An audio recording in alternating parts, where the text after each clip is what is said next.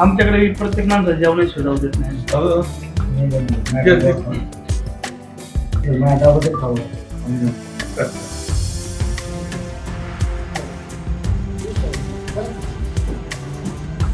उमेदवारी जाहीर झाली आणि निलेश लंके तुमच्या भेटीला आले. प्रदीर्घ चर्चा तुम्ही केली. काय आता रणनीती राहणार आहे नगर दक्षिणची? निलेश लंके हे आमदार म्हणून खूप यशस्वी अशी कारकीर्द, छोटी कारकीर्द आहे, 4.5 वर्षाची, पण खूप यशस्वी अशी आहे, लोकप्रिय आहे आणि महाराष्ट्राला माहिती झालेलं व्यक्तिमत्व त्यांचं आहे की लोकांकरता धावणारा, पळणारा, झटणारा असा कार्यकर्ता. लोकसभेच्या या निवडणुकीमध्ये महाविकास आघाडीचे ते उमेदवार आहेत आणि मला खात्री आहे की एकंदर त्यांची लोकप्रियता जी आहे दक्षिण नगर लोकसभा मतदारसंघामध्ये ती म्हणजे अभूतपूर्व लोकप्रियता आहे असं म्हणलं तरी वावगं ठरत नाही. विषय जे अनेक आहे सर्वसामान्य माणसाचे ते घेऊन काम करण्याची त्यांची पद्धत आहे, युवकांशी जिव्हाळ्याचं नातं निर्माण करण्याची त्यांची पद्धत आहे आणि म्हणून हे यश हे मोठंच राहणार आहे. महाविकास आघाडीचं हे यश असणार आहे, त्यांचं व्यक्तिगत आहे, त्यांच्या पक्षाचं, महाविकास आघाडीचं आणि शेवटी आमच्या इंडिया जी ऑर्गनायझेशन आहे आता सध्या जे झालेले अलायन्स त्यांचं यश हे होणार आहे. आम्ही पूर्णपणे आमचं सहकार्य त्यांना राहणार आहे आणि म्हणून साधारणतः कशी परिस्थिती राहील दक्षिण नगर मतदारसंघात याची चर्चा आम्ही केली. एकूणच जर पाहिलं त्यांच्या विरोधात जे महायुतीचे उमेदवार आहे त्यांचं तुमच्यावर सुद्धा खूप प्रेम आहे त्या कुटुंबाचं, त्या अनुषंगाने आता काय चर्चा झाली आहे का? नाही, आता असं आहे की ती फार मोठी माणसं आहे, सगळ्या पद्धतीनं मोठी आहेत आणि हा आमचा गडी म्हणजे त्यांच्या शरीरयष्टीसह छोटा आहे, परंतु छोटा असला तरी फार गुणी हे लक्षात घेतलं पाहिजे आणि म्हणून हा लढाईच अशी वेगळी आहे.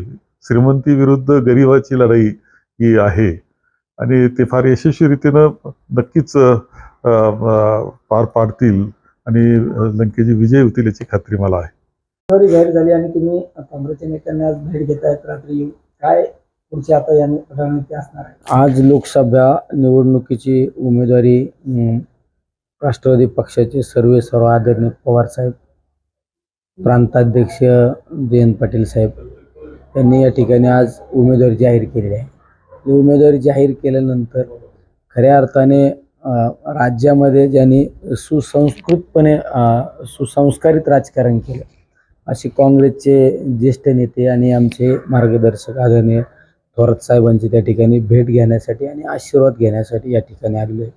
कारण राजकारणामध्ये ज्या माणसांच्या बाबत एक राजकारणामध्ये आत्मीयता असणारे पाहतो आपण, त्यामध्ये थोरात साहेबांचा आणि माझा 2019च्या नंतर विधानसभेमध्ये कामकाज करीत असताना बऱ्याच वेळा संबंध आला, संपर्क आला, पण अतिशय प्रत्येक माझ्यासारख्या नवीन आमदाराला मदत करण्याची भूमिका असणारा हा नेता आणि त्या नेत्याचा आशीर्वाद आपण घेतला पाहिजे या भूमिकेतून या ठिकाणी आज साहेबांना भेटायला आलेला आहे. आज मध्यरात्री प्रदीर्घ चर्चा तुम्ही केली, काय पुढच्या निवडणुकीची रणनीतीची चर्चा? आता मी एक छोटा कार्यकर्ता आहे ना, मला साहेबांचं मार्गदर्शन घेणं गरजेचं होतं, त्यामुळं मी त्यांच्याशी सविस्तरपणे चर्चा घेतली. साहेबांची मी 2 दिवसापासून वेळ मागत होतो, मला वेळ द्या, कारण मला या सगळ्या घडामोडी कसं निवडणुकीला सामोरं गेलं पाहिजे हे त्यांच्याकडून मला मार्गदर्शन घ्यायचं होतं, ते घेतलंय मार्गदर्शन.